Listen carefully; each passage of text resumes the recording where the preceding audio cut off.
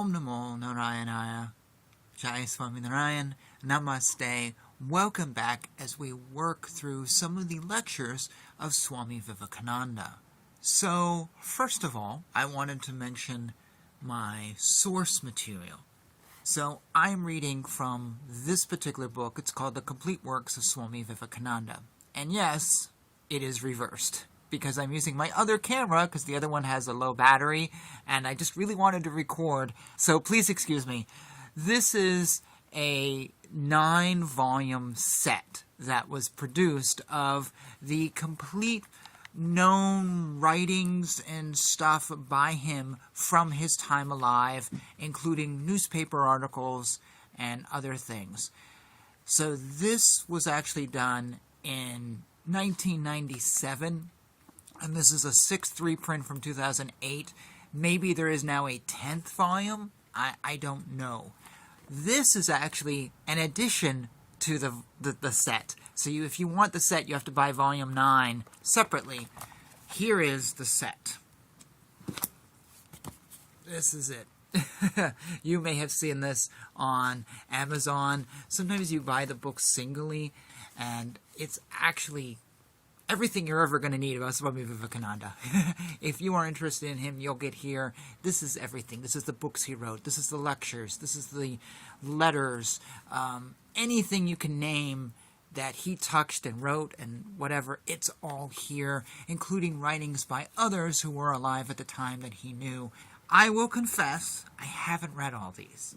I've read like 3 of these, and then I moved away from Swami Vivekananda's influence and just kind of dropped them. I still have them though, because I still want to read them.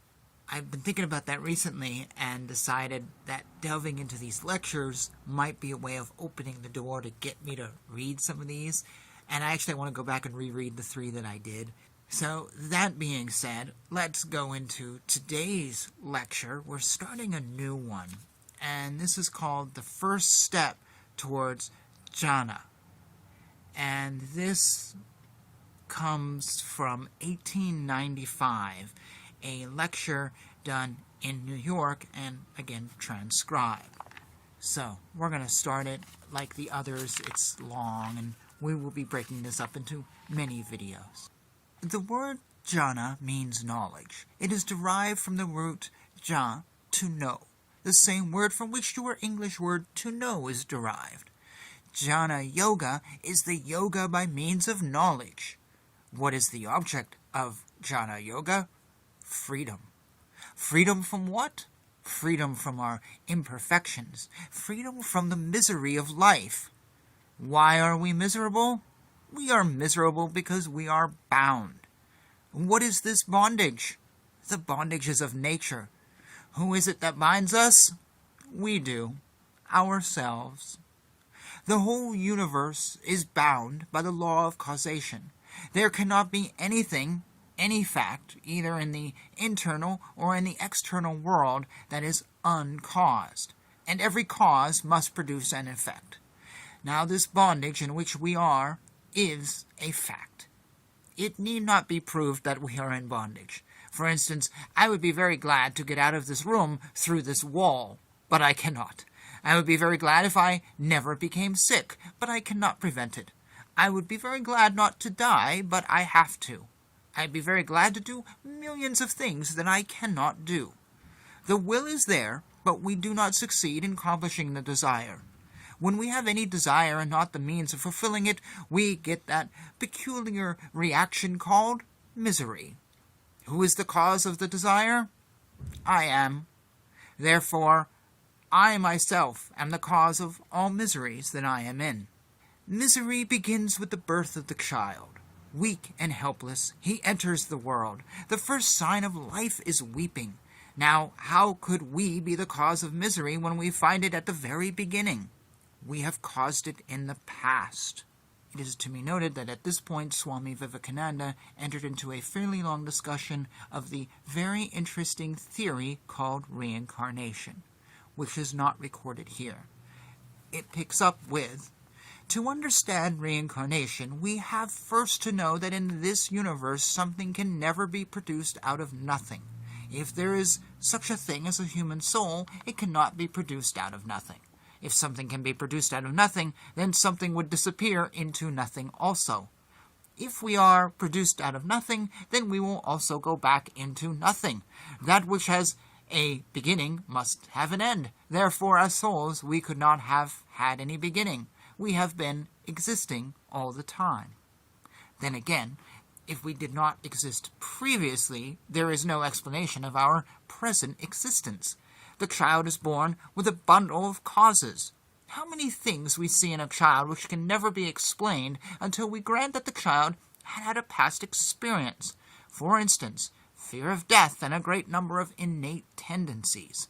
Who taught the baby to drink milk and do so in a peculiar fashion?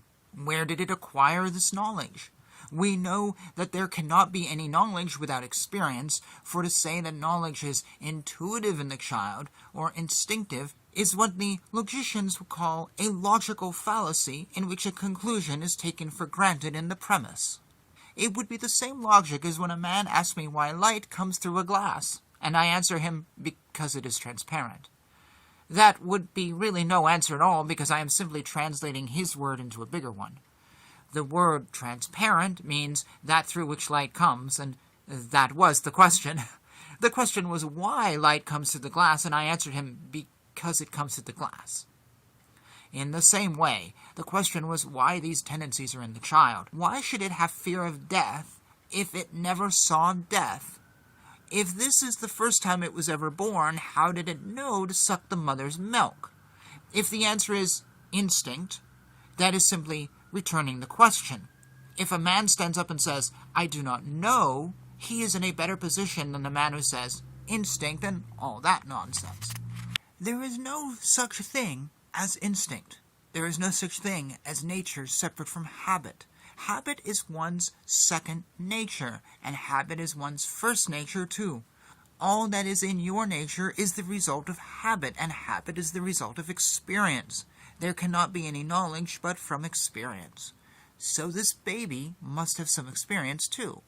This fact is granted even by modern materialistic science. It proves beyond doubt that the baby brings with it a fund of experience. It does not enter this world with a tabula rasa, that being a blank mind upon which nothing is written, as some of the old philosophers believe, but ready equipped with a bundle of knowledge. Okay? So far so good? Are you understanding this? Now, while modern science grants that this bundle of knowledge, which the child brings with it, was acquired through experience, it asserts at the same time that it is not of its own, but its fathers and its grandfathers and its great-grandfathers, etc. Knowledge comes, as they say, through hereditary transmission. Now, this is one step in the advance of that old theory of instinct that is fit only for babies and idiots. This instinct theory is a mere pun upon words and has no meaning whatsoever. A man with the least thinking power and the least insight into the logical precision of words would never dare to explain innate tendencies by instinct, a term which is equivalent to saying that something came out of nothing. But the modern theory of transmission through experience, though no doubt a step in the advance of the old one, is not sufficient at all. Why not? We can understand a physical transmission, but a mental transmission is impossible to understand. What causes me, who am a soul, to be born with a father who has transmitted certain qualities? What makes me come back? The father, having certain qualities, may be one binding cause. Taking for granted that I am a distinct soul that was existing before and wants to reincarnate, what makes my soul go into the body of a particular man? For the explanation to be sufficient, we have to assume a hereditary transmission of energies and such a thing as my own previous experience.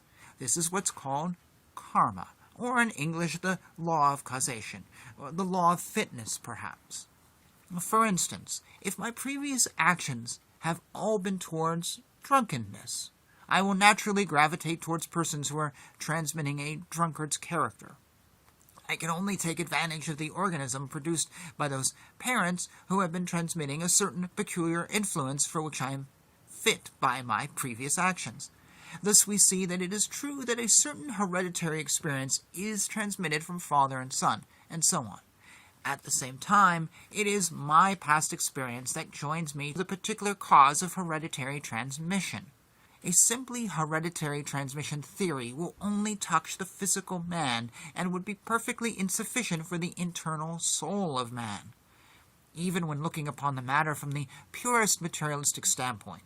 That being, there is no such thing as a soul in man, and man is nothing but a bundle of atoms acted upon by certain physical forces and works like a machine. Even taking that for granted, the mere transmission theory would be quite insufficient. The greatest difficulties regarding the simple hypothesis of mere physical transmission will be here.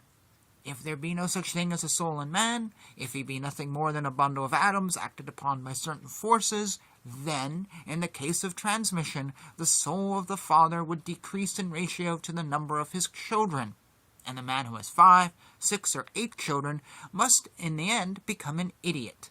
India and China, where men breed like rats, would then be full of idiots. But on the contrary, we find that the least amount of lunacy is in India and China. Seems like a good place to pause. And he actually says that where folks breed in rats. If you were insulted by that, apologies, I'm just reading it as is. But then he goes on and says that India and China are, in fact, maybe a little smarter than the rest of us. So the ideas that he argues here, I actually see argued today or in generations past, since he was alive. These are ideas that go back and forth in philosophical debate. They are not just his, but they continue to be debated. I am not a philosopher. I am a metaphysician. I study religion. I study the ideas within religion. This philosophy of instinct, whatever, slightly steps outside of religion, and I'm going to get myself in trouble if I go into it. I have some thoughts on it, but I'm just going to let it die. Because I think of my own family and things that have happened in my life and whatever, and I'm not going to go there. But these discussions are still alive and well, and what he talks about here is still very relevant to present-day philosophical, intellectual wanderings. If you, though, would like to have a discussion on this, feel free to do so below. I will respond to you there. I'm also trying to keep a video short, and so I don't want to start going into things. But I'm happy to discuss with you if you would like different things, and I'll talk about my experience and your experience, and we can debate this all day long. That's totally fine. Feel free to do that, or feel free, if you want to talk about this, but it gets kind of personal, to email me. My email is down below. You can also find contact link on my website. That link is also down below. And with that, I'll just say thanks for watching. Jai Shri Krishna, Jai Shri Swaminarayan.